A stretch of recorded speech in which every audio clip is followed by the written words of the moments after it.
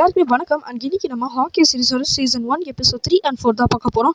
Already நம்ம சேனலில் 1 and 2 போட்டாச்சு. பார்த்துட்டு இந்த வீடியோ பாருங்க, அப்போ தான் உங்களுக்கு இது கதை புரியும். சரி வாங்க நம்ம வீடியோக்குள்ள பார்க்கலாம். Episode 3 Eggoz. எபிசோட் ஸ்டார்டிங்கே நமக்கு ஒரு பொண்ணை காமிக்கிறாங்க. 2007 காமிக்கிறாங்க. அந்த பொண்ணு பேர் என்னன்னு பார்த்தீங்கன்னா மாயா. ஸோ அந்த மாயாங்கிற பொண்ணு காமிக்கிறாங்க. அந்த பொண்ணால் வாய் பேச முடியாது, காதும் கேட்காது. ஸோ அதுக்கேற்ற மாதிரி ஒரு ஸ்கூலில் தான் அந்த பொண்ணை சேர்த்துருக்காங்க. அப்போ தான் அங்கே இருக்கிற மிஸ் டீச்சர் இவன் பாடத்தை கவனிக்கல போல இருக்குன்னு பார்த்துட்டு இருக்காங்க. ஸோ அப்போ தான் அந்த பொண்ணு பார்த்துருந்தீங்கன்னா அவன் பாடத்தை எடுக்கிறதுக்கு முன்னாடியே அந்த இதெல்லாமே எழுதிட்டா. ஸோ ரொம்ப ஸ்மார்ட்டான பொண்ணு. இப்போ அப்படியே கட் பண்ணி நமக்கு அது மாயாவோட அப்பா காமிக்கிறாங்க. மாயா அவங்க அப்பா கிட்ட எதுக்கு நான் மற்றவங்க படிக்கிற ஸ்கூலில் சேர்க்காம இந்த மாதிரி ஸ்கூலில் சேர்க்குறீங்க கேட்கும்போது அங்கெல்லாம் நீ சேரக்கூடாது அப்படின்ட்டு இல்லை, நீ 2 பேரோடையும் 2 பப்ளிக் இவங்ககிட்ட பழகணும் அப்படிங்கிற மாதிரி அவங்க அப்பா சொல்கிறாரு. அப்புறமா இவங்க கராத்தே இந்த மாதிரிலாம் ஒரு சில மார்ஷியல் ஆர்ட்ஸ்லாம் கற்றுக்குறாங்க. அப்போ தான் அவங்க அப்பா சொல்லிட்டு போகிற, நீ ஜெயிச்சிட்டு வா, நான் அங்கிள் அவனை ட்ராப் பண்ணுவார் அப்படிங்கிற மாதிரி சொல்கிறாங்க. ஸோ அப்போ தான் அங்கே இருக்கிற பையனை இவங்க அடிச்சு போட்டுறாங்க. அது அடிச்சு போட்டதுனால அப்படியே அங்கே இருக்கிற சண்டையில் ஜெயிச்சிடுறாங்க. இவங்களுக்கு ஒரு பாதி கால் மாதிரி இருக்காது. ஸோ அந்த கால் எல்லாமே ஒருத்தனால சண்டை போட்டு அடிச்சு முடிச்சிடுறாங்க. அப்போ தான் ஒரு நாள் இவங்க வீட்டுக்கு போகிறாங்க. அப்போ பார்த்தா அவங்க அப்பா ரத்த வெள்ளத்தில் இருக்காரு. என்னன்னு பார்த்துருந்தீங்கன்னா ஒரு அந்த கேங் இருக்கான் தெரியுமா. ஸோ அந்த கேங் அதாவது இந்த ரோனி இருக்கான் தெரியுமா, அவன் இந்த இவங்களோட கேங்கை அடிச்சு போட்டு போயிருப்பான். ஸோ இவங்க கேங் பேர் என்னன்னு பார்த்தீங்கன்னா இவங்க ஒரு மாஃபியா, ரெட் மாஃபியா அப்படிங்கிற மாதிரி சொல்லலாம். ஸோ இவங்க அப்படி இவங்களை சாவடிச்சுட்டு அந்த ரோனி போயிட்டான். இது எல்லாத்தையுமே நமக்கு போட்டு காமிக்கிறாங்க. இப்போ அப்படியே கட் பண்ணி நமக்கு கிளின்ட்டையும் அந்த கேட்டையும் தான் காமிக்கிறாங்க. 2 பேரும் அப்படியே சும்மா அப்படியே விளையாட கிண்டல் பண்ணிட்டு இருக்காங்க. அப்போ தான் அங்கே ஒருத்தன் இந்த கேர்ள் ஃப்ரெண்ட் கிட்ட சண்டை போட்டுட்டு இருக்கும்போது அங்கே நம்ம கேட்டு அவனுக்கு அட்வைஸ் பண்ணுறாங்க. இந்த மாதிரி அட்வைஸ்லாம் பண்ணிட்டு இருக்காங்க. ஸோ அப்போ தான் அந்த இடத்துக்குமே நம்ம மாயா வராங்க. ஸோ அப்போ தான் நம்ம கிளின்ட் காதில் இந்த இயரிங் இருக்கிறத பார்க்குறாங்க. ஓ இவனுக்கு ஒரு வேலை காது கேட்காத போல இருக்குது, கட்டை ஊற்றுருங்கன்னு சொல்கிறாங்க. ஸோ அப்போ தான் அப்படியே சைகை பாஷையில் பேசுகிறாங்க. நம்ம கிளின்ட்டாலும் அவனுக்கு ரொம்ப தெரியல, ஏதோ ரொம்ப தெரியல, கொஞ்சம் தான் தெரியும். ஸோ அவனுக்குமே ஒரு காது கேட்காது போல இருக்குது, இயரிங்லாம் போட்டிருக்கான். ஸோ அதை நம்ம ரொம்ப டீட்டெயிலாக சொல்லலாம். அப்போ தான் அங்கே காசின்னு ஒருத்தர் இருக்கான். அவன் நம்ம கிளின்ட்டுக்கு ட்ரான்ஸ்லேட் பண்ணுறான். கிளின்ட் பேசுறது இவங்களுக்கு ட்ரான்ஸ்லேட் பண்ணுறாங்க. ஸோ இதெல்லாமே பண்ணிகிட்டு இருக்கும்போது தான் கிளின்ட் சொல்கிறாரு, கேட்டு தெரியாத மாதிரி ரோனி சூட் போட்டு சண்டை போட்டா அப்படிங்கிற மாதிரி சொல்லும்போது, இல்லை அவன் ரோனி மாதிரி சண்டை போட்டா அப்படிங்கிற மாதிரி சொல்கிறாங்க. அவன் ஒரு சில மார்ஷல் ஆர்ட்ஸ்லாம் கற்றுருக்கானால தான் அவளுக்கு தெரிஞ்சுன்னு சொல்லும்போது அவன் நம்பவே இல்லை. கேட்டு தான் ரோனின்னு சொல்கிறாங்க. அந்த இடத்துல நம்ம கிளின்ட் பயங்கரமாக அங்கே அப்படியே கட்டை ஊற்று விட்டு தப்பிச்சிடுறாரு. தப்பிக்கும்போது எல்லாம் கூட பயங்கரமாக சண்டை போடுறாங்க. அங்கே இருக்கிற அம்பெல்லாம் எடுத்து அப்படியே மாயா கூட சண்டை போடுறாரு. மாயாவும் பயங்கரமாக சண்டை போடுறாங்க. அப்புறமா ஒரு ஆரை வச்சு இவங்க இருக்காங்க தெரியுமா கேட்டு அவங்களோட கட்டையுமே அறுத்துறாங்க. அப்புறமா எல்லாம் பயங்கரமாக சண்டை போடுறாங்க. அப்புறமா கஷ்டப்பட்டு அங்கேருந்து எப்படியே தப்பிச்சிடுறாங்க. எப்படியே அங்கேருந்து தப்பிச்சிடறாங்க. போ அண்ட் ஆரெல்லாம் எடுத்துக்கிட்டு தான் தப்பிக்கிறாங்க. ஸோ நம்ம இவர் இருக்கார் தெரியுமாங்க கிளின்ட்டு, அவர் காதில் ஏரிங் போட்டிருப்பாரு. அதை மாயா உடச்சிருப்பாங்க. ஸோ அதனால் இவங்களுக்கு சரியாக காது கேட்கல. அப்போ தான் நம்ம கிளின்ட் கார் ஓட்டுறாரு. நம்ம கேட்டிருக்கான் தெரியுமா, அவங்க பவ் அண்ட் ஆரை வச்சுட்டு அம்பு விட்டுருக்காங்க. ஸோ யாரெல்லாம் வரவங்களோ அவங்க மேலே அம்பு விட்டுருக்காங்க. அப்போ தான் ஒவ்வொருத்த மேலே அம்பு விட்டுருக்காங்க. ஆபத்தாக நம்ம எல்லாமே எடுத்து ஓரமாக வச்சுட்டாரு நம்ம கிளின்ட்டு. மீதி இருக்கிற அம்பு எல்லாத்தையுமே அப்படியே ஃபயர் பண்ண சொல்கிறாரு. ஒன்று அப்படியே ஷூட்டாக எப்படி வெடிக்குது, ஒன்று அப்படியே ஜெல்லி மாதிரி ஒட்டிக்குது. இந்த மாதிரிலாம் ஆகுது. ஒரு சில கார்லாமே அப்படியே இந்த மரம் இருக்குல்ல, மரம் செடியெலாம் இருக்குது தெரியுமா, அதெல்லாமே இழுத்துக்குது. இந்த மாதிரி நல்லா பல அம்புலாம் வச்சுருக்காரு நம்ம கிளின்ட்டு.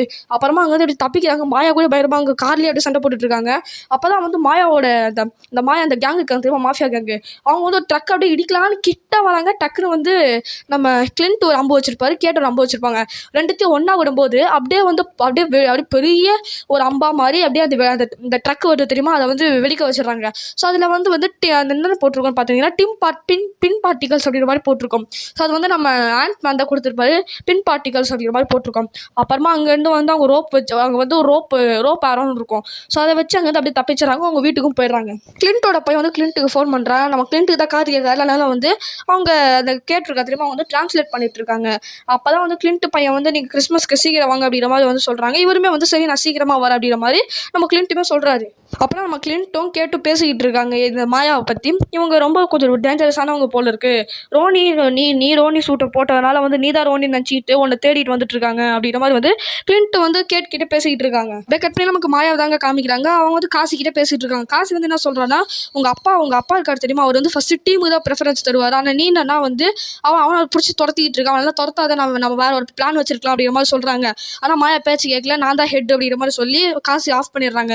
இப்படி கட் பண்ணி நமக்கு கிளின்ட்டை தான் காமிக்கிறாங்க. அங்கே காசின்னு ஒருத்தன் தான் தெரியுமா, அவன் யார், அந்த முதல்ல அந்த கேங்கில் ஒரு சில பேர்லாம் இருக்காங்க தெரியுமா, அவங்களாம் யாருன்னு ஃபஸ்ட்டு கண்டுபிடிக்கணும்னு கேட்கும்போது இவங்க இருக்காங்க தெரியுமாங்க, இதான் இந்த கேட்டு, இவங்களோட அம்மா ஒரு கம்பெனியில் வேலை செய்வாங்க. அவங்க ஒரு செக்யூரிட்டி, பிஷப் செக்யூரிட்டி அப்படிங்கிற மாதிரி தான் அவங்க கம்பெனி. ஸோ அவங்களோட பேர், அவங்கள பற்றி ஒரு சில விஷயம்லாம் போட்டால் அவங்க யாரும் நமக்கு அதில் தெரிஞ்சிடும். ஸோ அவங்க போய் லேப்டாப்பில் அவங்க அந்த ஆஃபீஸ் போய் அங்கே இருக்கிற கம்ப்யூட்டரில் போயிட்டு ஃபஸ்ட்டு வந்து காசி அப்படிங்கிற மாதிரி பேர் போடுறாங்க. அங்கே வந்து ஒரு கம்பெனியில் வந்து ஒரு எம்ப்ளாயாக இருந்திருக்காரு. ஸோ அந்த கம்பெனி பேரை கேட்ட உடனே நம்ம கிளின்ட் வந்து இதை எங்கேயோ கேட்டிருக்கோமே அப்படிங்கிற மாதிரி வந்து அவருக்கு இருக்குது. அப்புறம் வந்து அங்கே ஜாக்கோட பேர் போட்டு பார்க்குறாங்க. ஸோ வந்து இவங்க கேட்டிருக்காங்க தெரியுமா, அவங்களுக்கு வந்து ஜாக் மேலே ஒரு செம்ம சந்தேகம் இருக்குது. அவங்க தான் வந்து கொண்டிருப்பாங்களோ அப்படிங்கிற மாதிரி வந்து ஆர்மடோட கொண்டிருப்பாங்களோ ஒரு சந்தேகம். ஜாக்கு பேர் போட்டால் வந்து வரமாட்டேங்குது, அப்படியே வந்து லாக் அவுட் ஆயிடுது. அப்புறமா நம்ம கிளின்ட் நடந்து போகும்போது அப்படியே நம்ம ஜாக் இருக்காரு தெரியுமா, அவர் வந்து அப்படியே கிளின்ட்டோட கழுத்தில் வந்து கத்தியை வைக்கிறாருங்க. Episode 4 partners I'm right. Episode ஸ்டார்டிங்லேயே நமக்கு வந்து இந்த ஜாக்கை தான் காமிக்கிறாங்க. இந்த ஆள் வந்து கத்தியை வச்சு நம்ம கிளின்ட்டோட கழுத்தில் வைக்க அந்த நேரத்தில் தான் வந்து அவங்க எல்லாருமே அங்கே தான் இருக்காங்க. எல்லாம் பார்த்துட்டு எப்படி நம்ம ஆஃபீஸ்க்குள்ளே வந்து ஒரு அவெஞ்சர் வந்தார் அப்படிங்கிற மாதிரி கேட்குறாங்க. அப்போதான் வந்து கேட் சொல்கிறாங்க, நாங்கள் வந்து ஒரு ப்ராஜெக்டாக தான் நாங்கள் வந்து வேலை பார்த்துட்ருக்கோம், ஒரு கேஸ்க்காக தான் நாங்கள் வேலை பார்த்துட்ருக்கோம் அப்படி மாதிரி கேட் வந்து சொல்கிறாங்க. அப்போ தான் வந்து நம்ம இவங்க காத்திருப்பாங்க எலன். அவங்க வந்து சொல்கிறாங்க, நீங்கள் ஏதாவது என் பொண்ணு வந்து ஒரு சூப்பர் ஹீரோலாம் கிடையாது அப்படிங்கிற மாதிரி வந்து கேட்டோட அம்மா இருக்காங்கல்ல எலன், அவங்க வந்து சொல்கிறாங்க.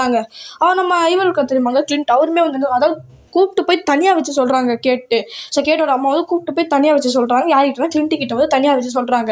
என்னன்னு சொல்கிறாங்கன்னா வந்து என் பொண்ணு ஒன்றும் ஒரு சூப்பர் ஹீரோலாம் கிடையாது, அவளை வச்சுல இந்த கேஸ்லாம் பண்ணாதீங்கன்னு சொல்லும்போது எனக்கு தெரியும் அவள் ஒரு சூப்பர் ஹீரோ இல்லைன்ட்டு. ஆனால் வந்து அவள் ரொம்ப திறமையானவன், ஸோ அதனால தான் அவளை வச்சு நான் பண்ணுறேன் அப்படிங்கிற மாதிரி சொல்லும்போது, ரொம்ப நல்லது செஞ்சாலும் இறந்து தான் போயிடுவாங்க, அதனால் கொஞ்சம் பார்த்துக்கோங்க புரியும்னு நினைக்கிறேன்னு சொல்லும்போது, கண்டிப்பாக அது நடக்கும், ஆனால் வந்து உங்கள் பொண்ணை நான் பயங்கரமாக பார்த்துப்பேன், அதனால் நீங்களாம் அது ரொம்ப கவலைப்படாதீங்க, என்ன எனக்கு ஆனாலும் அது எனக்கு தான் ஆகுமே தவிர உங்கள் பொண்ணுக்கு ஆகாது அப்படிங்கிற மாதிரி வந்து நம்ம கிளின்ட்டுமே சொல்லிட்டு வந்து கிளம்பிடுறாரு. அப்புறமா வந்து நம்ம இவங்க காத்திருமா எலன் வந்து சொல்கிறாங்க, இந்த மாதிரி நீ வந்து ரொம்ப கொஞ்சம் கேர்ஃபுல்லாக இவர் கூட வேலை செய்யும்போது கொஞ்சம் கேர்ஃபுல்லாக இருக்குன்னு சொல்லும்போது, ஆமாம் நானும் கொஞ்சம் கேர்ஃபுல்லாக தான் இருப்பேன் அப்படிங்கிற மாதிரி வந்து கேட் சொல்கிறாங்க. அப்புறமா வந்து எலனும் ஜாக்குமே வந்து அவங்க அப்படியே பாட்டு டான்ஸ் ஆடிட்டு இருக்கும்போது எலன் சந்தோஷமாக இருக்கிறத பார்த்துட்டு கேட்டுமே ரொம்ப சந்தோஷமாக இருக்காங்க. இப்போ அப்படியே கட் பண்ணி நமக்கு வந்து கிளின்ட்டை தாங்க காமிக்கிறாங்க. அவர் வந்து இவருக்கு வந்து அடியில் பயமாக பட்டிருக்கலாம், அதனால் வந்து நிறைய ஐஸ் கட்டி வச்சு அப்படியே ஃபில் பண்ணுறாரு, அப்படியே வந்து வைக்கிறாரு உடம்புல அப்படியே படுத்துக்கிட்டே இருக்கும்போது தான் அந்த இடத்துக்கு வந்து அதாவது எலனோட பொண்ணு இருக்காங்க தெரியுமா கேட், அவங்க வராங்க. அவங்க வந்துட்டு வந்து நிறைய அப்படியே சாப்பாடு பீஸா எல்லாமே வாங்கிட்டு வராங்க, கிறிஸ்மஸை கொண்டாடலாம் அப்படிங்கிற மாதிரி வராங்க. அவங்களுமே வந்து பார்ட்டிலாம் பண்ணுறாங்க. நீ உன்னோட இன்ஸ்டிங் வந்து ரொம்பவே சூப்பராக இருக்குது, நீ என்ன சொன்னா வந்து ஜாக் வந்து இந்த ஷோலன் அப்படிங்கிற கம்பெனியில் வந்து அவர் இருக்காரு, அவருக்குமே இந்த பிளாக் மாஃபியாவுக்கு ஏதோ ஒரு சம்மந்தம் இருக்குது அப்படிங்கிற மாதிரி நீ சொல்லியிருந்தேன். ஆனால் அதான் உண்மை, நான் வந்து சர்ச் பண்ணதில் வந்து இந்த ஷோலன் அப்படின்னு ஒருத்தர் ஷோலன் அப்படிங்கிற ஒரு கம்பெனியில் வந்து ஜாக் வந்து மெம்பராக இருக்கான். இந்த ஷோலன் வந்து இந்த மாஃபியா இருக்குது தெரியுமா, இந்த பிளாக் மாஃபியா அந்த டீம் வந்து அந்த டீமுக்கு வந்து அப்படியே காசுலாம் வரது எல்லாமே இவங்க தான் வந்து எல்லாம் பார்த்துக்கிறாங்க. ஸோ அதனால் வந்து ஜாக்குக்குமே அந்த கேங்குக்குமே ஏதோ சம்மந்தம் இருக்குது அப்படிங்கிற மாதிரி வந்து பேசிக்கிட்டு இருக்காங்க. அப்புறம் நம்ம கிளின்ட்டுமே வந்து அவங்க ஒய்ஃபுக்கு ஃபோன் பண்ணி பேசுகிறாங்க. பேசும்போது வந்து அவங்க ஒய்ஃப் வந்து பசங்களோட இருக்கிறதுனால கோட் வேர்டில் வந்து பேசுகிறாங்க. என்னென்னு பேசுகிறாங்க அப்படின்னு பார்த்துட்டிங்கன்னா வந்து, உங்களோட ரோலெக்ஸ் வாட்ச் இருக்குது தெரியுமா, அதுவும் அவன் கோச்சஸ்லேயே நீங்கள் விட்டு நீங்கள் போல இருக்குன்னு சொல்லும்போது, ஐயோ நான் அதை விட்டுறேன்னா அப்படிங்கிற மாதிரி நினைக்கிறாங்க. சரி நீ அந்த வாட்சை வந்து எங்கே இருக்குது அப்படிங்கிற மாதிரி ட்ராக் பண்ணிவிட்டு எனக்கு சொல்லு அப்படிங்கிற மாதிரி நம்ம கிளின்ட்டுமே ஒய்ஃபுக்கு சொல்கிறாங்க. அப்புறமா நம்ம இவங்க அதாவது நம்ம கிளின்ட் அதாவது ஹாக்கையும் நம்மளோட கேட்டு இருக்காங்க திரும்ப இவங்க 2 பேரும் வந்து பேசிக்கிட்டு இருக்காங்க. அப்படி நட்டாஷா பற்றிலாம் பேசிகிட்டு இருக்காங்க. அப்புறமா சரி நீ போய் தூங்கு அப்படிங்கிற மாதிரி வந்து நம்ம கிளின்ட்டுமே வந்து இவங்க இருக்காங்க திரும்ப கேட்டு அவங்க வந்து படுக்க சொல்லிடுறாங்க. ஸோ அவங்க தூங்க போனதுக்கப்புறமா இவருமே தூங்கலான்னு பார்க்கும்போது இவர் வந்து இந்த சொடக்க போட்டனால அவர் வந்து அவங்க ஒய்ஃப் இழந்தது, அப்புறமா வந்து அவர் ரோனினா மாறிப்பார். ஸோ எப்படி அவர் ரோனினா மாறிப்பாரு, ஒய்ஃப் எல்லாமே இறந்து போனதுக்கப்புறமா ரோனினா மாறிப்பார், அதெல்லாம் யோசிச்சு பார்க்குறாரு.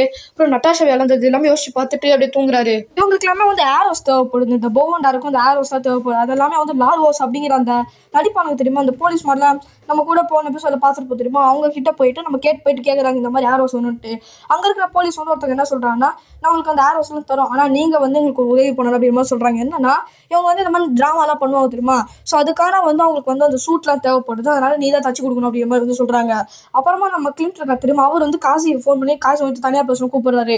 என்னன்னு சொல்கிறாருன்னா வந்து, இந்த உன்னோட பாஸ் மாயா இருக்க தெரியுமா, அவன் வந்து இந்த ரோனியை தேடுறதுல ரொம்ப குறியாக இருக்கா, அதை வந்து வேணான்னு அவகிட்ட சொல்லு, உனக்கு தெரியும் நீ வந்து மாயா கூட வேலை செஞ்சுருக்க, மாயா அப்பா கூட வேலை செஞ்சுருக்க, அது எவ்வளோ ஆபத்தானதுன்னு எனக்கு நல்லா தெரியும், உனக்கும் நீயும் தெரிஞ்சுக்கணும், அதனால் ரோனியை வந்து தேடுறத விட சொல்லு, நீ தான் வந்து அவளை சொல்லணும், அவகிட்ட சொல்லணும் அப்படிங்கிற மாதிரி வந்து நம்ம கிளின்ட் வந்து யார்கிட்ட இவகிட்ட சொல்கிறான், காசிக்கிட்ட வந்து சொல்கிறான். அப்படியே கட் பண்ணி நமக்கு வந்து அந்த லார்வஸ்லாம் இருக்காங்க நடிக்கிறாங்க சொல்கிறது திரும்ப அவங்க வந்து அவங்க வீட்டுக்கு வந்து கேட்டோட வீட்டுக்கு வந்துருக்காங்க.